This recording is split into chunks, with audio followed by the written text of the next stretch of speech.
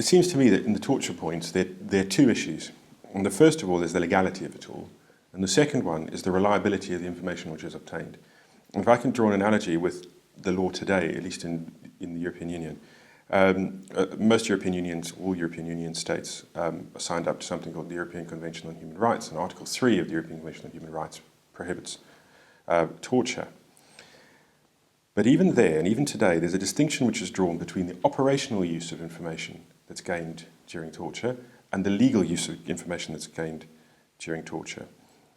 So, for example, if there's a ticking bomb somewhere and a state who does practice torture, which is friendly, informs relevant security agencies in a European state that there's a ticking bomb, the agencies are entitled to act on that information, to defuse the bomb, to tell people to move, potentially even, I expect, to take steps to stop the person who's responsible for it. But what they can't do is use the information obtained or tainted by torture to prosecute the person who's responsible for that.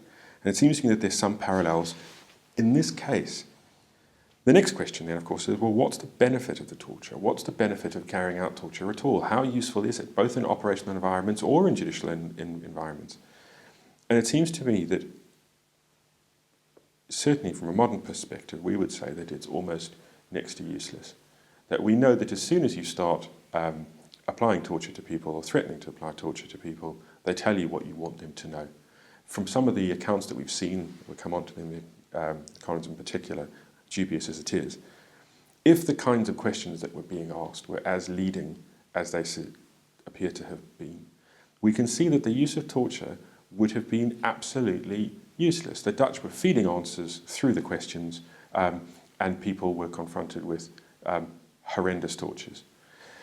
The idea that waterboarding was somehow less of a torture than burning or putting someone on the rack or whatever other tortures you can think of seems to me to go nowhere. It's clearly effective in causing people immense distress, such that they are going to respond as if they are under any other kind of torture. If it didn't have that effect, they wouldn't have used it. It may be that it leaves less lasting damage. That seems to me immaterial to the underlying question of, can you rely on the confession of these people? And I would say it's extremely difficult to see how you can.